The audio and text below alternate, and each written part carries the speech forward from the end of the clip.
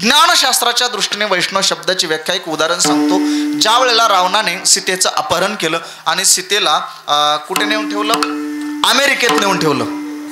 कुठे नेऊन ठेवलं? अमेरिकेत. तुम्ही झोपलेत का जागे का जड व्हायले का? मोकळं करायचं की एकदा. मवा पडला काय जरा फवारावं लागतंय काय की असं मवा पडला की जरा असं.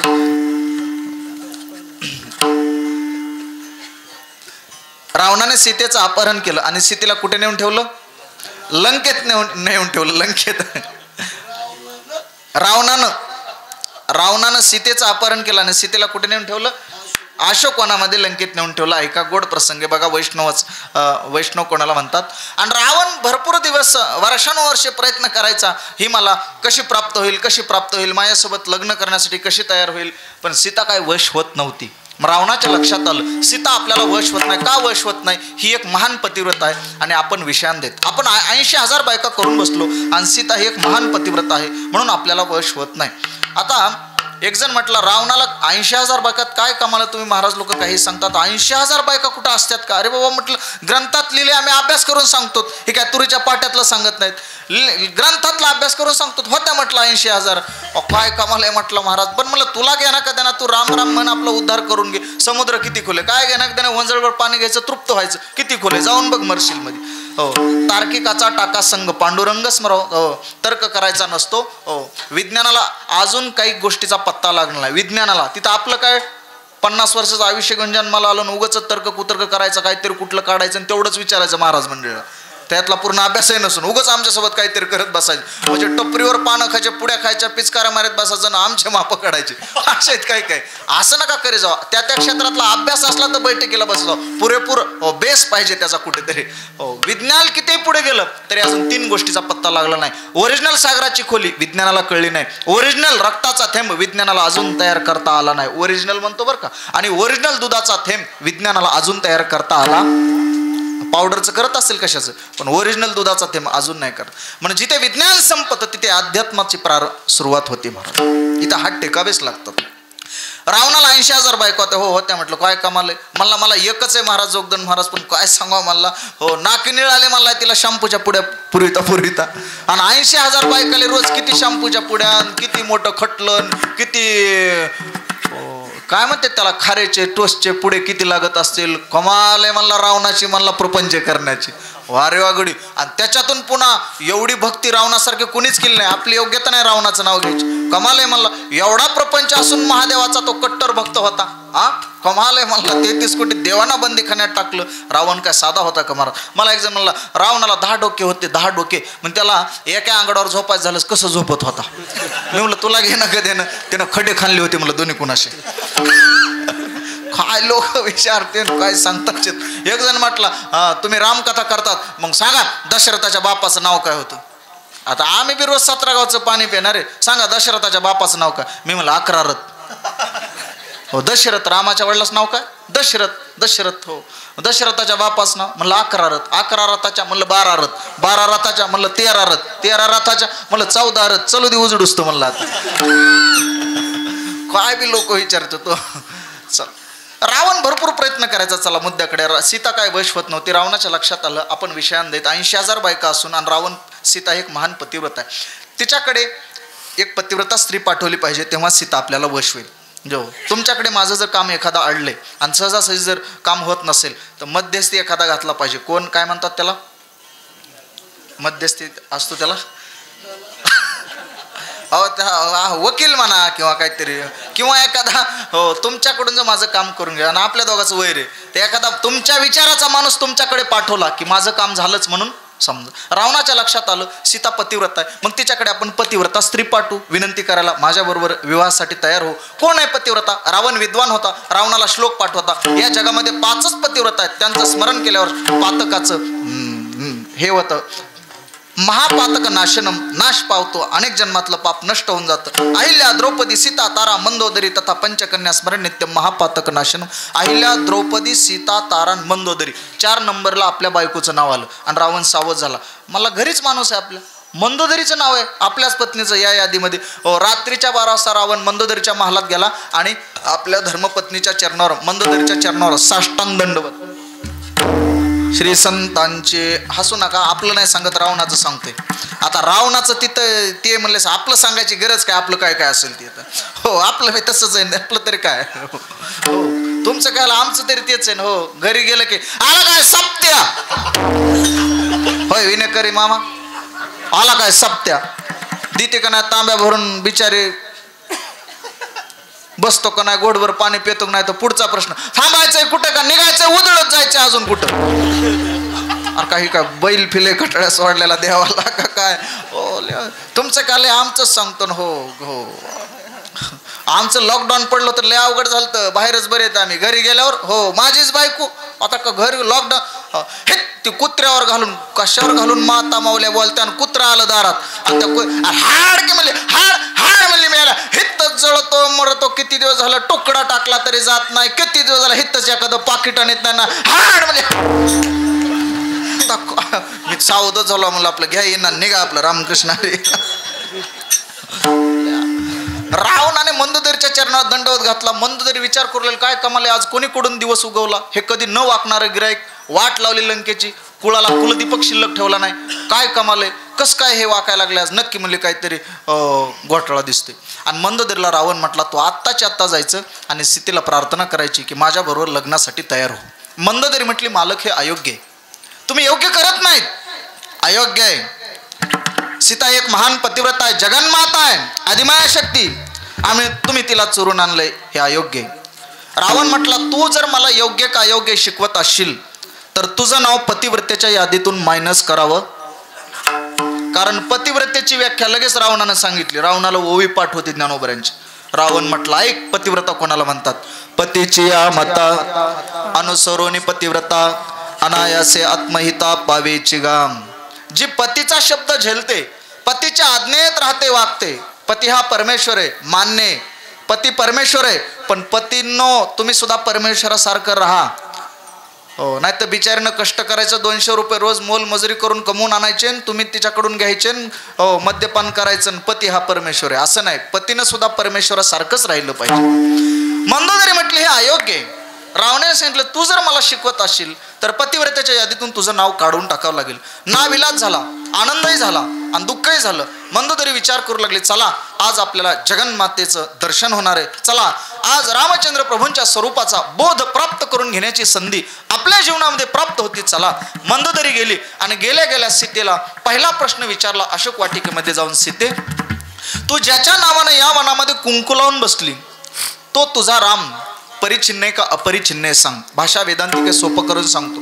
सागरातलं पाणी अपरिचिन्न आहे, तळ्यातलं पाणी परिचिन्न आहे. सागरातलं पाणी व्यापक आहे, अमर्याद आहे, आणि विहिरीतलं तळ्यातलं डबक्यातलं पाणी अमर्याद आहे. तुझा राम परिचिन्न आहे का अपरिचिन्न आहे सांग. आणि तुझा राम जर परिचिन्न असेल, मर्यादित असेल, तर उगं वल्कले धारण केलेल्या पुरुषाबरोबर राहण्यापेक्षा माझा मालक लंकेचा मालक आहे, सोन्याची लंका आहे, तुला सोन्यानं मडवून टाकील, रावणाबरोबर लग्न करायला तुझं काय बिघडलं, काय बिघडलं तुझं सांग. तुझा राम परिचिन्न आहे का अपरिचिन्न. त्यावेळेला सीतेने उत्तर दिलं मंदोदरी माझा राम परिचिन्न नाही अपरिचिन्न आहे, तो व्यापक आहे, सर्वाघटी राम गणकनमे. आपण म्हणतो ना महाराज, आताच प्रभू रामचंद्रांचं आगमन झालं. 500 वर्षापासून पेंडिंगमध्ये पडलेला इतिहास मोदी साहेबांनी महाराज काही का असताना पण मोठे मोठे जे रखडलेले पेंडिंगमध्ये पडलेले कामं होते ते भाजपच्या काळात झाले महाराज. जे मोठे मोठे अडीअडचणीत पडलेले कामं होते आणि राम मंदिराचा निकाल मोदी साहेबांनी तो मार्गी लावला आणि प्रभू रामचंद्रांचं भव्य दिव्य असं मंदिर अयोध्येच्या भूमीमध्ये तयार झालं. त्या ठिकाणी प्रभू रामचंद्रांची मूर्तीची प्राणप्रतिष्ठाही झाली.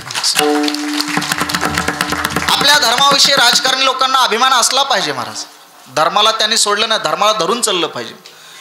मंगल भावना मंगल हारे द्रव विशुद्ध शरथा जेर बिहारे सीताराम चरित अति पावन मधुर सरस परामित मन भावन राम कथा शशी किरण समाना संत चकोर करहि जहे पाना मंगल भवना मंगल हारे द्रव औषध शरथ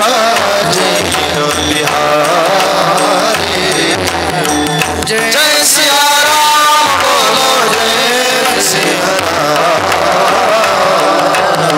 जय सिया राम बोलो जय सिया राम।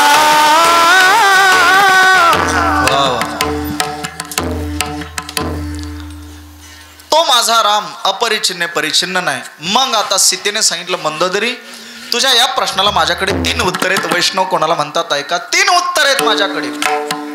माझा राम अपरिचिन्न, तू प्रश्न विचारला राम परिचिन्न का अपरिचिन्न, मी उत्तर दिलं माझा राम अमर्याद आहे, सर्व व्यापक आहे, तो चराचरात आहे, विठ्ठल जळी स्थळी भरला वगैरे वगैरे. मग सीतेने मंदोदरीला सांगितलं.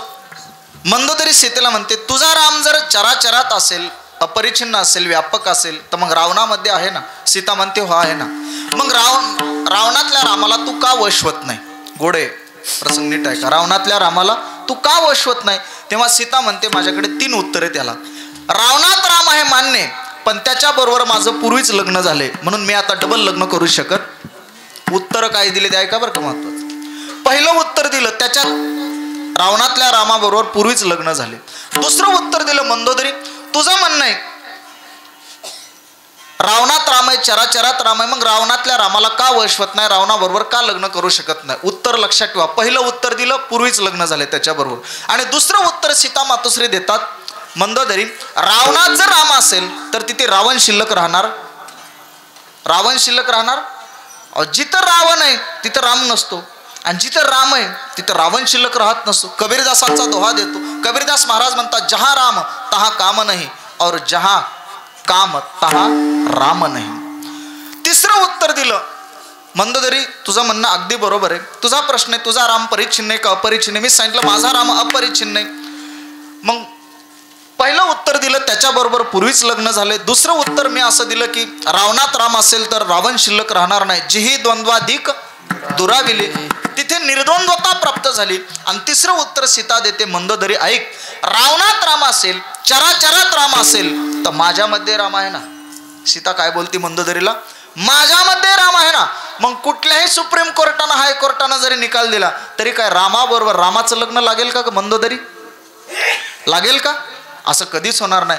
मंदोदरीनं हात जोडले आणि सीतेच्या चरणावर दंडवत घातला. सीते एवढा व्यापक बोध तुझ्या जीवनामध्ये, ही कृपा कोणाची. सीतेने सांगितलं ही कृपा माझ्या रामचंद्र प्रभूंची. एवढ्या अशोकवनामध्ये त्या संकटात असताना सुद्धा एवढा व्यापक बोध ज्याच्या जीवनामध्ये प्राप्त झालेला आहे, जो समतेला प्राप्त झालेला आहे, त्याला म्हणा ज्ञानशास्त्राच्या दृष्टीने वैष्णव. विष्णुमय जग वैष्णवाचा विष्णुमय जग वैष्णवाचा विष्णुमय वैष्णवाचा विष्णुमय वैष्णवाचा भेदा भेद ब्रह्मांगल भेदा भेद ब्रह्मांगल आई काजी तुम्ही भक्ती भागवत आई काजी तुम्ही भक्ती भागवत भेदा भेद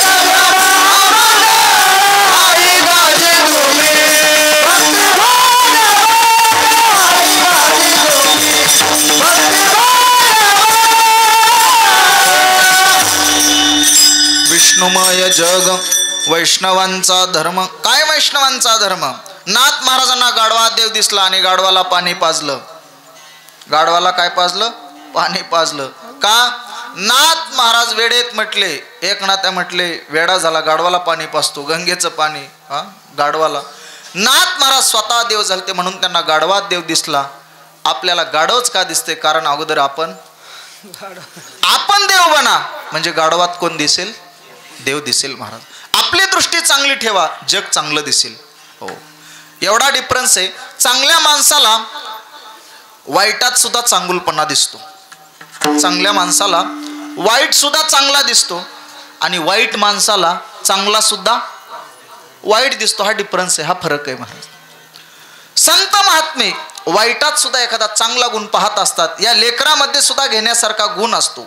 श्रीमद भागवतामध्ये शेवटच्या स्कंदामध्ये भगवान दत्तात्रयांनी 24 गुरु केले. किती? 24 गुरु केले. वेश्या गुरु केली, पिंगला वेश्या.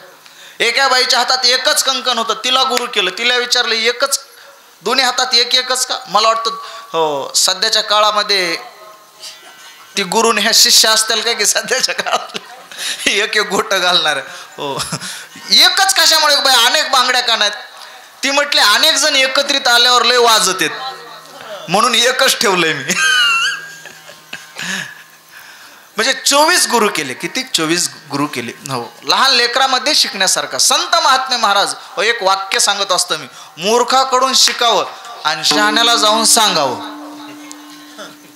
मूर्खाकडून शिकावं आणि कोणाला जाऊन सांगायचं? शहाण्याला जाऊन सांगायचं. वारे वा, तू म्हणता महाराज. मला एक जण विचारलं तुमचे गुरु कोण? मी म्हटलं मी मूर्खाकडून शिकतो आणि रोज शहाण्याला जाऊन सांगतो.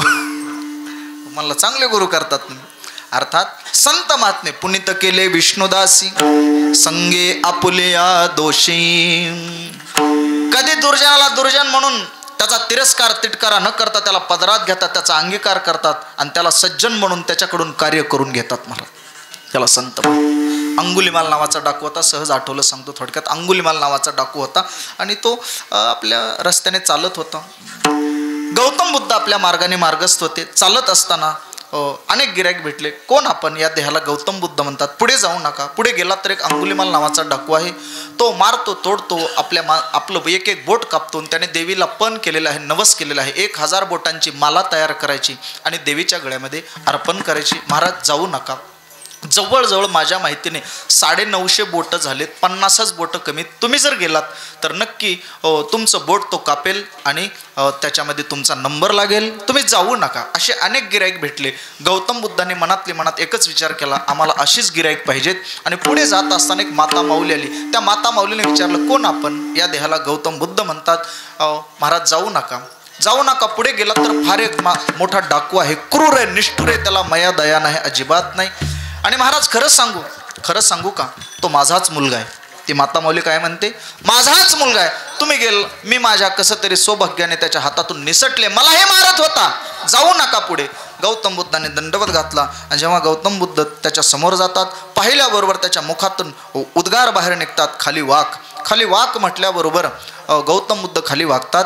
त्याने विचार केला कोण व्यक्ती असावा एवढ्या आत्मविश्वासाने, धैर्याने, धाडसाने. वाक म्हटल्याबरोबर वाकला. आजपर्यंत 999 बोट तयार झालेत. एकच बोट कमी. पण 999 बोट कापताना सहजासहजी नाही कापले. वाक म्हटल्याबरोबर प्रतिकार करण्याची शक्ती त्याने दाखवली. पण वाक म्हटल्याबरोबर वाकणारं गिराईक आज एकच आहे. कोण असावं? दुसरा प्रश्न विचारला, आपलं नाव काय? त्यांनी सांगितलं या देहाला गौतम बुद्ध म्हणतात. गौतम बुद्धांचं त्याने नाव ऐकलं आणि साष्टांग दंडवत घातला. महाराज क्षमा करा, तुमचं नाव ऐकून होतो. दुर्जन जरी असले तरी साधूचं, संतांचं नाव ऐकून असतात. पण त्यांच्या पूर्व पुण्याने कधीतरी त्यांचा संग घडला की त्यांचं जीवन खुलतं, भाग्याची पहाट खुलत असते. महाराज क्षमा करा. आजपर्यंत पर्वतप्राय माझ्या हातातून पाप घडलेलं आहे. करू नये ते कृत्य केलं, वागू नये तसा वागलो, खाऊ नये तसा खाऊ नये ते खाल्लं, पिऊ नये ते पिलो, पण मला क्षमा करा. आणि गौतम बुद्धाने महाराज त्याच्यावर कृपा केली आणि एक अंगुलीमाल नावाचा डाकू होता, पण एक महान साधू झाला आणि त्याचं जीवन बदलून गेलं. महाराज याला म्हणतात संगतीचा परिणाम. संगतीचा परिणाम आहे महाराज, संगतीचा, दुसरा तिसरा कशाच नाही. एक गुरु आणि शिष्य जंगलातून चालत असताना वाघ दिसला. वाघ दिसल्याबरोबर शिष्याने विचार केला हे पिकलेलं पान आहे, हे गळून पडणार आहे. शिष्य लांब जाऊन बसला. गुरुजीने वाघाला दंडवत घातला. कोणाला? वाघाला. गुरुजी म्हटले काय? समतेला प्राप्त झालेलं जीवन, अवघी भूते साम्य आली, देखील म्या काही होती. हो, समतेला प्राप्त झालेलं जीवन. वाघाने दर्शन घेतलं आणि वाघ निघून गेला. हो, एक जण म्हटला, असा एवढा छोटा मुलगा होता, म्हटला पप्पा तुमचं आडनाव वाघ आहे, आपला आडनाव वाघ आहे, तुम्ही गावात कुणाला भीत नाहीत? हो हो, अजिबात भीत नाही गावात. का? आपला आडनाव वाघ आहे. पण पोरगले पुढचं होतं.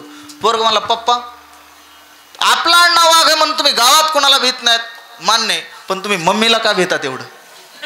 खरं सांगा मला, मम्मीला का भीतात? पप्पाने उत्तर दिलं, म्हणले बाळ्या काय सांगा मला, तुझ्या मम्मीचं तिकडचं माहेरचं आडनाव वाघ मारे. काय वाघ मारे म्हणून भ्यावं लागतंय.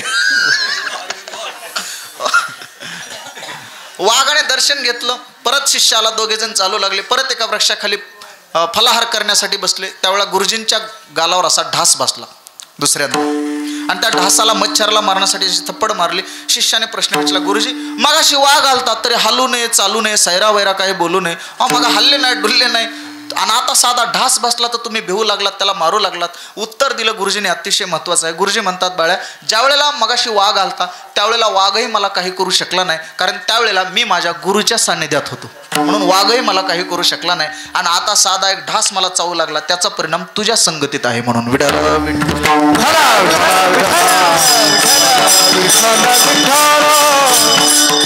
म्हणून तुकोबराय म्हणतात, चित्त शुद्ध तरी शत्रू मित्र होती, व्याघ्रहीन खाती सर्पतया, विषते अमृत आघात तेही तर.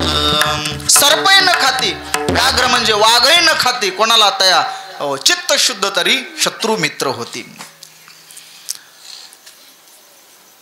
चला, काय चालू होता आपला विषय? कीर्तन. मुद्दा कुठे चालू होता? नाही, त्याच्या अगोदरचा मुद्दा विसरले का? असं विस्मरण होतं कधी. विठ्ठल विठ्ठल विठ्ठल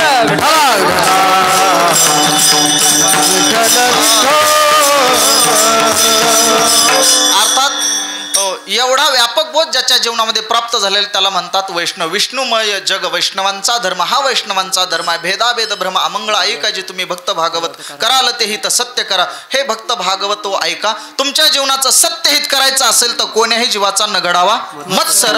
कुठल्याही जीवाचा मत्सर घडला नाही पाहिजे. वर्म सर्वेश्वर पूजनाचे. हे सर्वेश्वर पूजनाचं काय आहे? वर्म आहे. म्हणून विष्णुमय जग वैष्णवांचा धर्म. सर्वम खलविदम ब्रह्म. हे समस्तही श्री वासुदेव ऐसा आहे प्रचिती रसाचा ओतला भाव. मनोनिवक्ता माझे राव आणि ज्ञानिया तोची.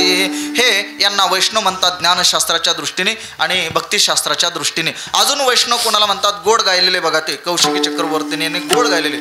मोठे मोठे लोक ऐकतात ते. मोदी साहेब सुद्धा ऐकाय असतात. बघा वैष्णवाची काय व्याख्या आहे ती महाराज. वैष्णव जन तो तेने कही जे पीड़ पराई जाने रे. वैष्णव जन तो तेने कही जे पीड़ पराई जाने रे. पर दुखी उपकार करे कोई. पर दुखी उपकार करे कोई. मन अभिमान नाए रे. वैष्णव जन तो तेने कहे जे पीड़ पराई जाने रे. दुसऱ्याच्या दुःखात दुःखी होतो त्याला वैष्णव म्हणा. दुसऱ्याच्या सुखात सुख मानतो. दुसऱ्याच्या आनंदात आनंद मानतो त्याला वैष्णव म्हणा. सोपी व्याख्या केली वैष्णवाची. किती सोपं आहे महाराज. दैवी संपत्तीचे गुण सांगत असताना 16 अध्यायातले माऊली महाराज दैवी संपत्तीतले गुण अभयम सत्व संशुद्धिर ज्ञानयोग व्यवस्थिती दानम दमश्य यज्ञश्य स्वाध्यायस्तप आर्जवम अहिंसा सत्यम क्रोध त्याग शांतिर पैशुनम दयाभूतेषु लोलुप्त्वम मार्दवम रीरचापलम तेज क्षमा धृति शौच मद्रोहो नातिमानिता भवन्ति संपदम दैवी मभिजातस्य भारत. या श्लोकावरच्या बाब्या खूप गोड आहेत ज्ञानोबऱ्यांच्या. तर मला तेवढ्या सांगायला वेळ नाही. नुसत्या उच्चारतो. आता दया ते ऐसी पूर्णचंद्रिका जैसी निवविता नकडसी साने थोर तैसे दुःखितांचे शिनने हिरता सकनवपणे उत्तमाधमनेने विवंचुगा. दुःखितांचं दुःख हरण करण्यासाठी हा मोठा आहे का हा गरीब आहे हे पाहत नाही. ज्ञानोबऱ्या म्हणतात रस्त्याने वाहत असलेलं पाणी ते खड्डा आला तर खड्ड्याला बाजूला करून जात नाही. खड्डा पूर्ण करूनच पुढे पाणी जातं. तसा महात्मा दरिद्री माणसाला सुखी करून संतुष्ट करूनच महात्मा पुढे जातो. तैस निम्न भरली आऊने पाणी ढळोची नेने ते विश्रांता तोषवणी जाणे सामोर्या पै पायी काटा निहटे तव व्यथाजवी उमटे तैसा पोळे संकटे पुढलाचिने का पाओ शीतळा ताल आहे की ते डोळ्याची लागी होय तैसा परसुखे जाये सुखाव तुझो दुसऱ्याच्या सुखाने सुखी होतो दुसऱ्याच्या दुःखाने दुःखी होतो त्याला काय म्हणा वैष्णव म्हणा. एवढं आपल्याला कळलं एवढी पाठी बदलली की आपण वैष्णव आहेत आपण संत आहेत आणि आपण देव आहेत. आपल्याला एवढंच जमत नाही फक्त एवढी पाठी बदला महाराज. एक कुंभारीण आणि माळीन व्यापार करत होत्या. उंट होता कुंभारांचे गाडगे आणि माळणीच्या मितीच्या गड्ड्या होत्या. जिकडून मितीच्या गड्ड्या होत्या तिकडून कुंभारीण चालत होती आणि जिकडून गाडगे होते तिकडून माळीन चालत होती. दोघी निघाल्या बाजारला. उंट हाकत हाकत उंटाची मान लांब लचक असते म्हणून तो एक एक एक एक मेथीची गड्डी खाऊ लागला. जिकडून मेथीच्या पेंड्या होत्या तिकडून कोण चालत होती हे लक्षात ठेवा तिकडून कुंभारीण आणि जिकडून गाडगे तिकडून कोण चालत होती माळीन. एक एक एक एक मेथीची ती गड्डी ती पेंडी उंट खाऊ लागला. मग इकडून कुंभारणीनं सांगावं का नाही माळणीला तुझ्या मेथीच्या गड्ड्या उंट खाऊ लागला. माय खाऊजा म्हटली. खाऊजा सारा दुष्काळ पडलाय लॉकडाऊन पडले कुठून मला सुचलं की म्हणली पोरग महाराज करून बसले सगळं बंद पडले. कुठून सुचलं की पोरग गायक वादक करून बसले सगळं बंद पडले. कसे हसायलेत काय काय सगळेच बंद होतं ना फक्त शेतकऱ्याच चालू होतं शेतकऱ्याच चालू होतं. आणि म्हटली लाट झाली म्हणली लॉकडाऊन मध्ये बोरला पाणी लागलं मोठे मोठे माळव्याचे प्लॅट काढायला लागले म्हणली लाट झाली. खाऊजा माय कोण म्हणती कुंभारीण खाऊजा माय तिच्याच पेंड्या खायला लागलाय. आणि जेव्हा ओझं कमी झालं ऐका इकडून मेथीच्या गड्ड्याचं जेव्हा ओझं कमी झालं आणि बाळासाहेब इकडून कुंभारांचे गाडगे खापर शिल्लक राहिले नाही पाणी पाज आहे तिला महाराज. मी का सांगितलं दृष्टांत संपला लक्षात घ्या. दुसऱ्याचं वाटलं हो असं वाटलं की अगोदर आपलं वाटलं होत असतं. उदाहरणार्थ तुमच्या तोंडाला मला बाळासाहेब काळं लावायचे तू म्हणता तुला काय श्रीमंत बाप्पाने काळं लावाय बोलले काय उदाहरणार्थ लावायचे. मग अगोदर तुमचे हात काळे करावे लागतील का माझे. तुमच्या तोंडाला मला काळं लावायचे मग तुमचे काळे करावे लागतील का माझे हात अगोदर माझे हात काळे करावे लागतील. तुम्हाला खड्डा खांदला प्रयत्न केला खड्डा खांदायचा की माझ्यासाठी खड्डा देव रेडी ठेवत असून त्या खड्ड्यात मला लूट देतो हे लक्षात ठेवा. मी दृष्टांत का सांगितला दुसऱ्याच्या दुःखात दुःख माना आणि दुसऱ्याच्या आनंदात सुखात सुख माना आनंद माना. याच्यासारखा परमार्थ दुसरा पाप ते परपीडा आणि पुण्य ते परोपकार. बस लय अवघडात आपण शिरायचं नाही महाराज. त्याला काय म्हणतात वैष्णव म्हणतात. महाराज कळलं आम्हाला वैष्णव कोणाला म्हणतात तेही कळलं. जे विष्णूचे असतात त्याला वैष्णव म्हणतात. संगतीचं महत्व कळलं. आता त्यांच्या संगतीत गेल्यावर काय मिळेल एकदा प्रमाण म्हणून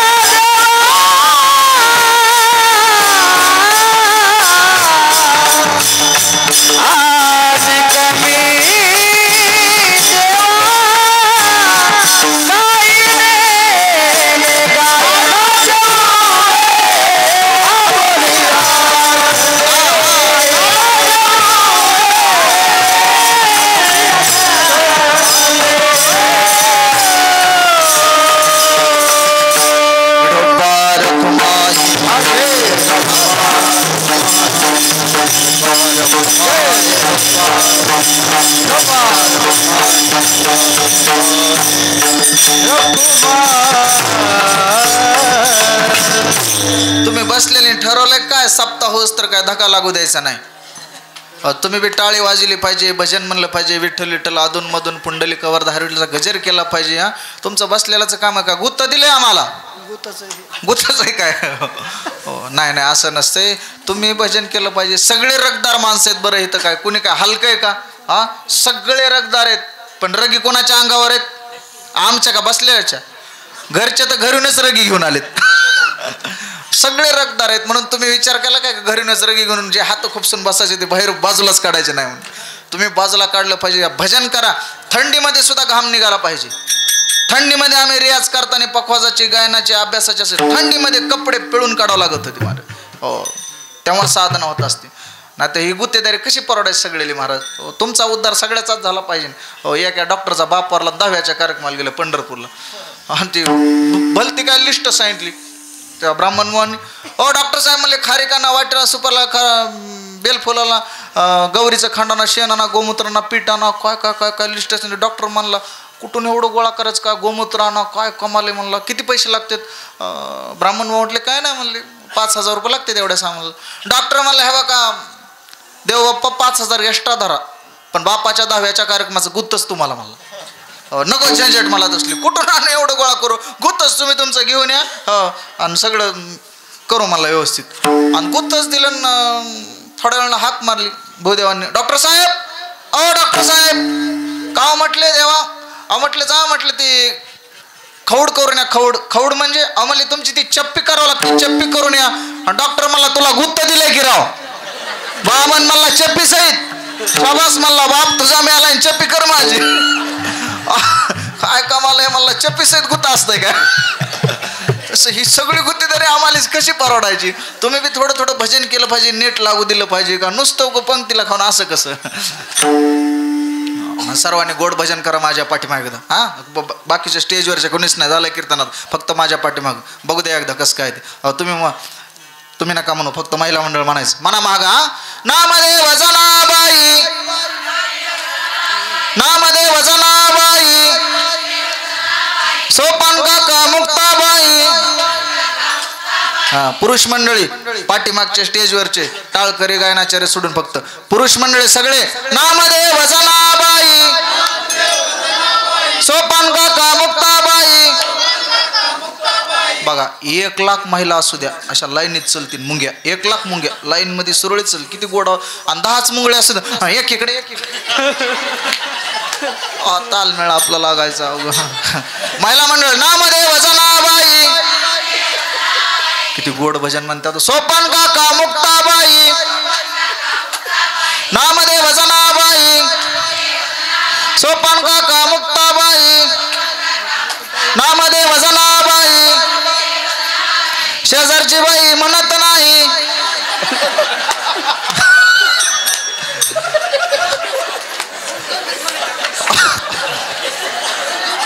फुल झोपत आहेत का?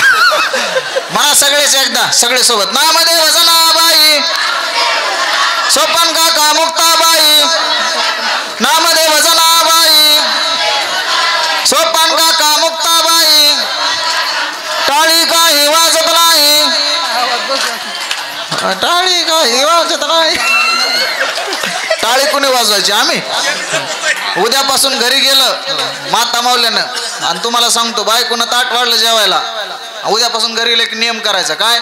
जेवाय ताट वाढलं फक्त हातानं रामरट्टा उठवायचा, तोंड उघडायचं फक्त असं.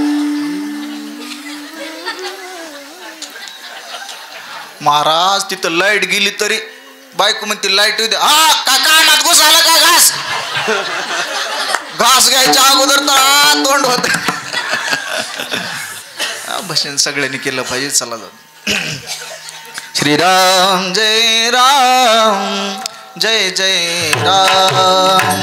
श्रीराम जय राम, जय जय राम. वा वा हो श्रीराम जय राम, जय जय राम.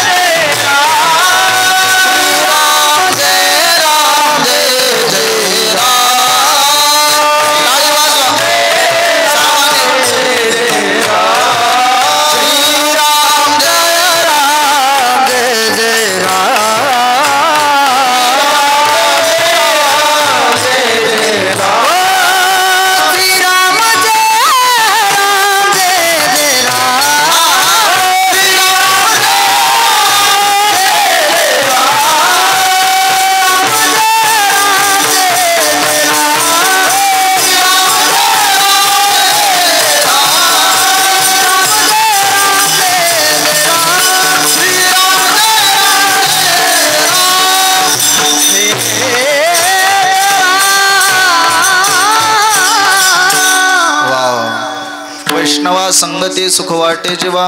वैष्णवांच्या संगतीत गेल्यावर काय मिळतं तर सुख मिळतं. किती प्रकारचं सुख मिळतं? 3 प्रकारचं सुख आहे. तुम्ही इथं वैष्णवांच्या संगतीत आलात, कशासाठी आलात? कशासाठी म्हणजे महाराज आम्हाला काहीतरी मिळतंय. कारण काहीतरी प्रयोजन असल्याशिवाय माणसं कर्मप्रवृत्त होत नसतात. काय मिळतंय? आम्हाला सुख मिळतंय. 24 तास प्रपंचातले 2 तास आम्ही विसरून जातो आणि म्हणून आम्हाला सुख मिळते, म्हणून आम्ही इथं आलो. सुख किती प्रकारचं आहे? 3 प्रकारचं आहे. विषय सुख आहे, ब्रह्मसुख आहे आणि आत्मसुख आहे. विषय सुखाची आवडे जीवाला, विषय ओढी भुलले जीव. हो, आणि ब्रह्मसुखाची आवडे मुमुक्षुला. त्याला विचारा तुझी काय इच्छा, तो एकच विचारेल. उसावेसे हेची वाटे जे जे भेटे तयासी देव कृपा करेल मजा. तो एकच विचारेल, काय मी उद्धार पावेन, काय कृपा करेल नारायण. ऐसे तुम्ही सांगा संत जन करा समाधान चित्त माझे. आणि विटेवरच्या परमात्म्यात आत्मसुखाची आवड कोणाला आहे? विटेवरच्या परमात्म्याला. त्याला विचारा.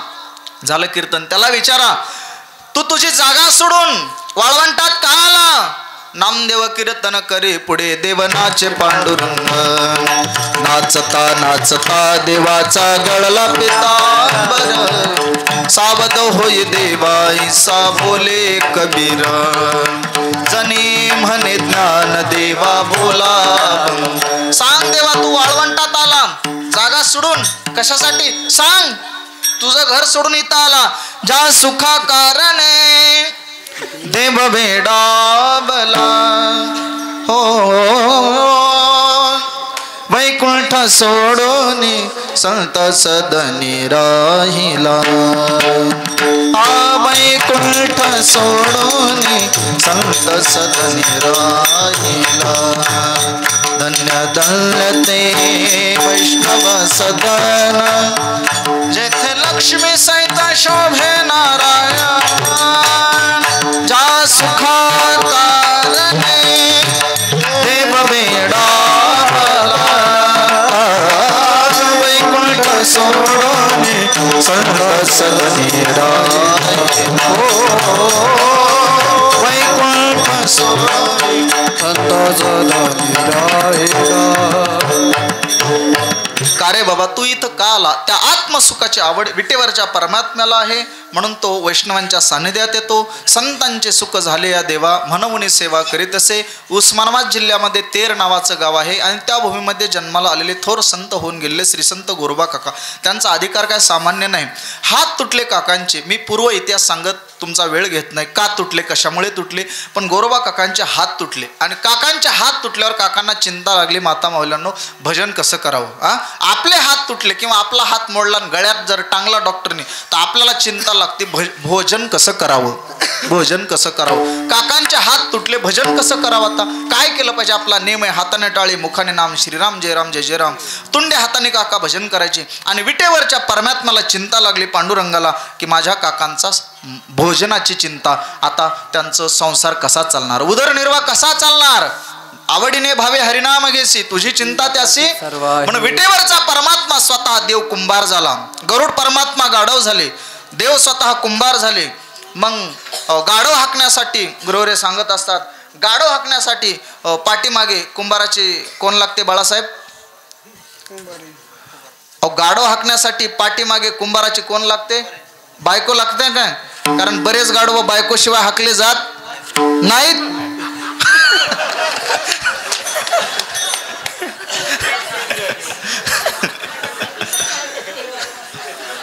हो, आता गाढव हाकायला बायको तर पाहिजे ना. रुक्मिणी आई साहेबाकडे देव गेले.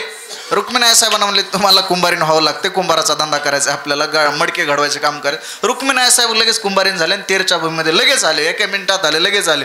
आणि मग आलेले हाक मारले, काका आहेत का घरी? काका, ओ काका. कोण? अमुक अमुक गावचा कुंभार आहे. काका तुमचे हात तुटले ना, तुमचा संसार कसा चालतो, तुमचा उदरनिर्वाह कसा चालतो, तुमच्या लेकरा बाळांना पैसा अडका शिकण्यासाठी संसारामध्ये कुठून प्राप्त होतो? कारण नियमच आहे, भक्ती विना देव दिसत नाही, पैसा विना संसार चालत नाही. सा हे करू का ते करू, सांगा मी काय करू, सांगा मी काय करू. भक्ती करून जो पोट भरे, तुकड्या म्हणे त्याला मोक्ष मिळे. सांगा किती जरी भक्त असलात परंतु पैशाशिवाय संसार चालत नाही. कसे मडके घडवता सांगा ना. मी अमुक गावचा कुंभार आहे, तुमच्या घरी मला नोकरी मिळेल. काकांना आनंद झाला. बरं झालं बघा, देवाने धाडून दिल्यासारखं आलात. कोणत्या गावचा तुम्ही कुंभार? देवाने धाडून दिल्यासारखं आलात. आता देव चालता का देवाने धाडून दिलं? देव चालता. आणि विटेवरच्या मालकाला ते ठिकाण दाखवलं महाराज मडके घडवण्याचं. भक्तीची पराकाष्ठा असते महाराज. कारण भक्तीला प्रतिबंध करणारी लक्ष्मी तिथून आपोआप परमात्मा कमी करत असतो. जर भक्ताला श्रीमंत केलं तर भक्त भजन करणार नाही. जे श्रीमंत आहेत ते भजन कधी करत नाहीत. मग श्रीमंतांना दान करावं, श्रीमंतांना दान तरी करावं कमीत कमी, आणि गरिबाने आम्ही भजन करावं, तेव्हा धर्म टिकत असतो. म्हणून परमात्मा त्या ठिकाणी मडके घडवण्यासाठी गेला महाराज. कारण हे मडके ज्याने घडवलेत त्याला ते गाडगं घडवणं काय अवघड आहे का महाराज. आणि जगाचा मालक काकांच्या त्या मडके भाजू लागला, करू लागला. मडके कशात भाजले जातात तो मामा? आव्यात. हा, आता इथले सगळे भाजलेले आहेत का कच्चे आहेत काय अजून? मी खोटं बोलत नाही गादीवर उभारून, हे भाजलेलंच आहे. कारण भाजलेलं हे झिरपत नसतं, टिकत असते. कच्चे मडकं काळ विचित्र आहे.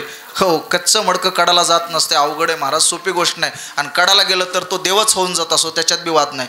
पण सोपी गोष्ट नाही, ती फार महान खडतर साधना आहे, तपश्चर्या आहे. हो हो, कोणी कच्चे असले तर सांगा. तुम्ही म्हणता एक नाही, गाव लय कच्चे आहेत महाराज अजून.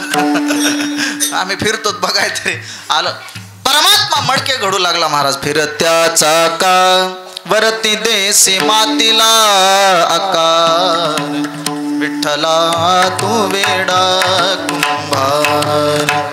गटागटाचे रूपाकडे प्रत्येकाचे दैव वेगळे, तुझ्या बिना ते कोणा न कळे. मुखी कुणाच्या पडते लोणी, कुणामुखी अंगार. तू वेडा कुंभार, विठ्ठला तू वेडा कुंभार. फिरत्या चाका वरती देसी, म्हणा महिला, फिरत्या चाका मातीला आकार, विठ्ठला विठ्ठला. वा वा वा. आणि परमात्मा मडके घडवू लागला. मुक्ताई ज्ञानोबाराला म्हणते, ज्ञानदादा पंढरपूरला देव नाहीत, आपण या वारीला तेरला जाऊ. मग मुक्ताई, सोपान काका, ज्ञानदेव, निवृत्तीनाथ हे चौघे बहीण भावंड तेरच्या भूमीमध्ये येतात. आणि मुक्ताईने हाक मारली काकांना, आणि काकांचे हात दिसले. आदरातिथ्य झालं. काकांचे हात तुंडे दिसल्याबरोबर मुक्ताईच्या डोळ्याला अश्रूच्या धारा लागल्या. मुक्ताई विचारते, काका काका तुमचा प्रपंच कसा चालतो? काका तुमचे हात तुटले ना, सांगा ना काका तुमचा उदरनिर्वाह कसा चालतो? तुमच्या लेकरावाळांना शिकण्यासाठी पैसाडका कुठून प्राप्त होतो? सांगा ना काका. तेव्हा काका सांगू लागले, काय सांगू मुक्ते, माझ्या घरी एक असा अलौकिक कुंभार आलेला आहे, असामान्य कुंभार आहे. तो खूप सुंदर सुंदर असे मडके घडवतो बघ. काका तुमच्यापेक्षा सुंदर मडके घडवणारा कुंभार अजून या विश्वाच्या पाठीवर जन्माला यायचा आहे. तरी असा कोणता कुंभार आलेला आहे?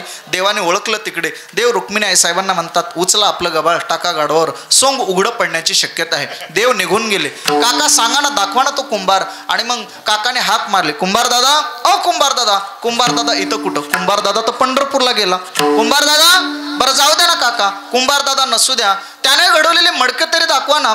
10-5 मडकेने ते आळंदीला. खूप टेम्परेचर आहे, उष्णता आहे, उन्हाळ्याचे दिवस आहेत, पाणी पिण्यासाठी लागतील, उपयोगाला येतील, मला बघू तरी द्या ना. तुमच्यापेक्षा सुंदर मडके घडवणारा अजून इथं कोण आलाय? दाखवा ना. मग ते जा, मुक्ताबाई माझी जाते त्या ठिकाणी. मडके घडवलेलं पाहते, एक एक मडकं हातामध्ये घेते, पाहते, आणि एक अलौकिक मडकं माझ्या मुक्ताईच्या हातात येतं. त्या मडक्यावर अशी चिन्ह दिसतात, शंख, चक्र, गदा आणि पद्म. चिन्ह दिसल्याबरोबर मुक्ताईच्या डोळ्याला आनंदाश्रू येतात. आणि मुक्ताई ते मडकं घेऊन काकांकडे जाते आणि साष्टांग प्रणिपात करते. एक मुक्ताई आदिशक्ती एका गोरोबाच्या, एका कुंभाराच्या चरणावर साष्टांग प्रणिपात करते. काका तुम्ही भाग्यवान आहेत, तुमच्या घरी जो कुंभार आलता काका, तो सामान्य कुंभार नव्हता, तो असामान्य कुंभार होता, तो विटेवरचा कुंभार होता. म्हणून काका धावतच जातात आणि देवाला म्हणतात, देवा एवढं नीच काम तू का केलं? सांग ना, सांग का केलं? म्हणून ज्ञानोबाराने गोड रंगवले त्या अभंगामध्ये महाराज. ते रगावी आहे भक्तीचा रंग गोरोबाच्या चिखलामध्ये नाचे पांडुरंग, गोरोबाच्या चिखलामध्ये नाचे पांडुरंग. पंढरीच्या पेठे मांडले दुकान, पंढरीच्या पेठे मांडले दुकान. झाला विठ्ठल कुंभार, झाला विठ्ठल कुंभार. रुक्मिणी कुंभारी न हो, रुक्मिणी कुंभारी न. ज्ञानदेव म्हणे नामदेवा पायी, शंखचक्र मडक्यावरी देवगुप्त होय, देवगुप्त होय. तेरगावी आहे भक्तीचा रंग, गोरोबाच्या चिखलामध्ये नाचे पांडुरंग. का देवा तुम्ही हे काम केलं? देवाने एकच उत्तर दिलं, वैष्णवा संगती सुख वाटे जीवा. या आत्मसुखाची आवड विटेवरच्या परमात्म्याला आहे. म्हणून महाराज म्हणतात, आणि कमी देवा काही नेने. मला देवा कशाची गरज नाही, तुझी गरज नाही. मग सांगा महाराज, देवाने विचारलं, आता तुमचं काय मागणे सांगा, लवकर सांगा. तुम्ही हे सुख एकटेच आपल पोट्याने उपभोगता का इतरांना देता? महाराज म्हणतात, सेवितो हा रस वाटितो अनिका, घ्या रे हो नका रानभरी. हो तुका म्हणे खातो आनंदाचे लाडू, घ्या रे चरफडू नका तुम्ही. तुम्ही एकटे खाता का आपल पोटावनी का इतरांना देता? महाराज म्हणतात, इतरांनाही देतो. देण्याचं माध्यम काय? महाराज म्हणतात, गाये नाचेवडे आपल्या छंदे मनाच्या आनंदे आवडीने. मी गाऊ लागलो, नाचू लागलो, उड्या मारू लागलो आणि या माध्यमातून मी इतरांनाही हे सुख देऊ लागलो. संत कोणाला म्हणतात? एकांतात बसला आणि एकट्याचाच उद्धार करतो, तोही संत होत नाही. मग संत कोणे? माझ्या नाथबाबांनी व्याख्या केली, सुखी जेणे व्हावे हरिपाठामध्ये, जगन्निव व्हावे, अज्ञानी लावावे सन्मार्गासी. हो, जो एकटाही सुखी आणि इतरांनाही हो सुखसागर आपण व्हावे. ज्ञानो ताटीच्या अभंगात मुक्ताई म्हणतात, जगबोधे निव या बाहेर या, विश्व तारुणे आपण तारा, आणि ताटी उघडा ज्ञानेश्वरा. म्हणून गायनाचे उडी आपुलिया छंदे. महाराज म्हणतात, मी गाऊ लागलो, नाचू लागलो, उड्या मारू लागलो. काय महाराज तुम्हाला हे गाणं, नाचणं, उड्या मारणं काय हे व्यावहारिक दृष्टिकोनातून लाज लज्जा? महाराज म्हणतात, त्याच्या पलीकडे आमचं जीवन जाऊन पोहोचलं म्हणून आम्हाला आता लाज लज्जा वाटत नाही. तुकोबरा एवढे नाचायचे कीर्तनात, एवढे नाचायचे, अलीकडे आता विषय निघाला म्हणून गाये नाचे. नाचे राहिले नाही, फक्त गाये राहिलं. खांबाने खांबाला खांब उभा केले कीर्तनात असे सभा मंडपाचे स्लॅबचे तसे धरून उभारतात. पण नाचलं पाहिजे. नाचल्याशिवाय लेकर कसे नाचतात? नाचल्याशिवाय ब्रह्मानंद अवस्था प्राप्त होत नसते आणि ब्रह्मसुखाची गोडी आपल्या जीवनामध्ये अनुभवते येत नसते. म्हणून महाराज म्हणतात, नाचलं पाहिजे. असे नाचायचे, असे नाचायचे. महाराज सगळे श्रोते उठून गेले. उशीर झाला 5-10 मिनिट, सगळे उठून गेले. इथले नाही सांगत बरं का, तुकाराम महाराजच्या कीर्तनातलं सांगतो. सगळे उठून गेले आणि एकच बसला. महाराजांना वाटलं बरं झालं एक तरी बसलाय आवडीचा. तर त्याच्या बसण्याचं कारण वेगळंच होतं. तुकाराम महाराज ज्या घोंगड्यावर उभारले होते ते घोंगडं होतं वाळू महाराज त्याचं. आणि महाराजांचं कीर्तन आलं रंगात. तुकाराम महाराजांचं जसे जसे उठून लोक गेले की त्यांचं कीर्तन रंगात यायचं. आमचं लोक उठून चालले की वितळतंय. पण महाराज म्हणायचे, बरं झालं आता उपाधी वेगळे, तुम्ही निर्विकार. आता उपाधी गेली, एकट्याचं भजन चालूच. आता काय किती बी आनंद घ्या, घरी गेल्यावर इना लावायचा आणि एकट्यानेच काकडा म्हणायचं. पण एकट्याला म्हणून वाटतंय होय दाखवण्यासाठी एकट्यानं आनंद घ्यायचा. एवढं कीर्तन रंगात आलं, कीर्तन आलं रंगात आणि पांडुरंग शिरला अंगात. जेथे कीर्तन काय रंग भरे कीर्तनात प्रेम हरिदास नाचत.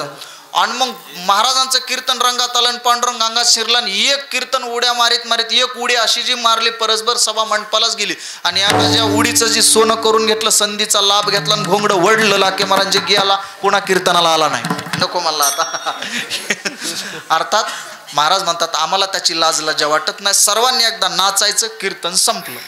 नाचायचं एक नाटाचा अभंग आहे. तुकाराम महाराज म्हणतात, मी तव अनाथ अपराधी कर्महीन मती मंद बुद्धी, तुझ मे आठविले नाही कधी वाचे कृपानिधी माये बापा, नाही ऐकिले गायले गीत, धरले लाज सांडिले हित, नावडे पुराण बैसले हित, नावडे पुराण बैसले संत, केली बहुत परनिंदा हो आप आपण्या घातकार शत्रू झालो मी दावेदार तू तो कृपेचा सागर किंवा माझा मीच झालो शत्रू कैचे पुत्रदारा कैचा मित्रू कासया घातला पसरू अहो जगद्गुरु तुका म्हणे.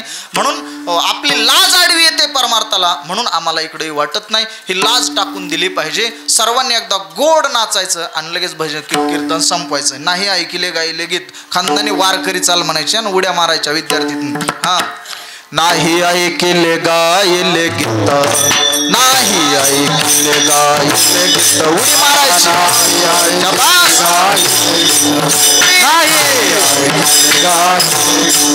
धरली लाज सांडले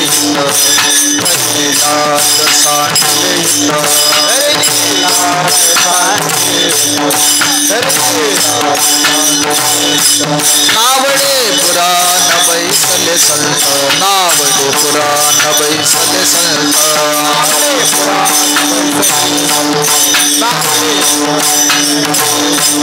गेली बहुत परनिंदा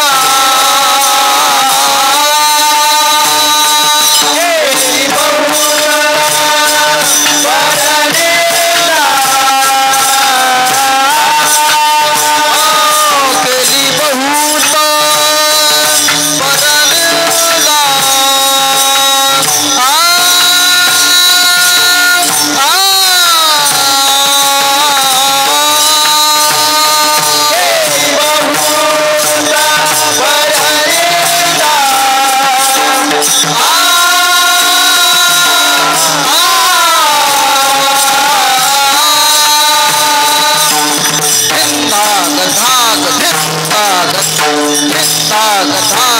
उडी मारा उडी उडी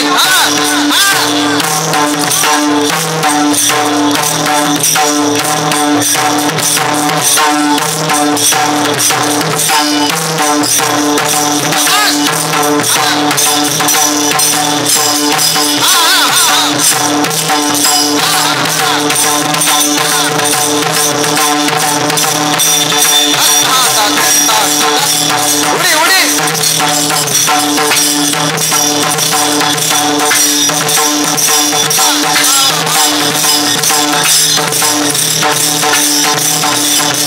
नाही ऐकलं गायले गीत नाही ऐकलं गायले नाही ऐकलं गायले गीत नाही ऐकलं गायले गीत नाही ऐकलं गायले गीत नाही ऐकलं गायले गीत नाही ऐकलं गायले गीत.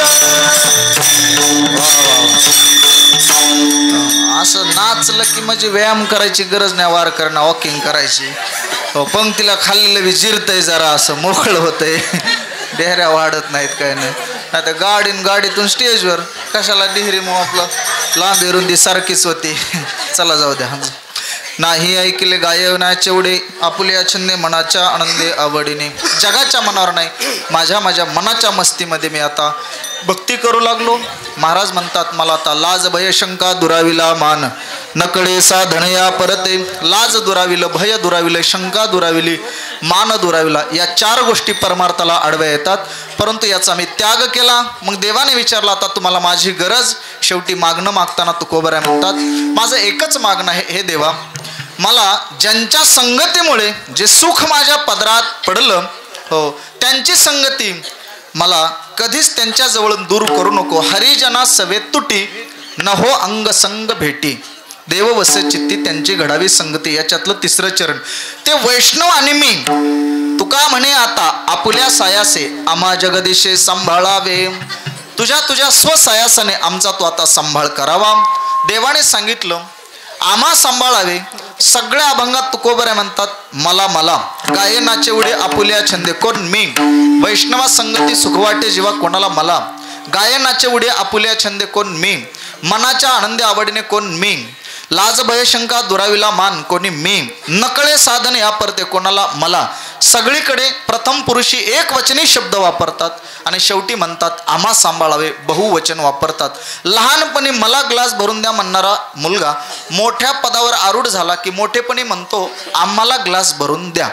म्हणून आम्हा सांभाळावे म्हणजे कोणाकोणाला? महाराज म्हणतात देवा, ज्या वैष्णवांच्या संगतीत गेल्यामुळे मला जे सुख प्राप्त झालं ते वैष्णव आणि मी यांच्यापासून माझी ताटातूट होऊ देऊ नको. अखंड जया तुझी प्रीती मजदे तयाची संगती. म्हणून तुका म्हणे आता आपुल्या सायासे आम्हा जगदिशे सांभाळावे. गायनाचे उडे आपुल्या छंदे मनाच्या आनंदे आवडीने. यथामती यथावकाश झालेली चिंतनरूपी सेवा श्री गुरु दौलत बाबांच्या चरणारंदी या ठिकाणी समर्पित करतो.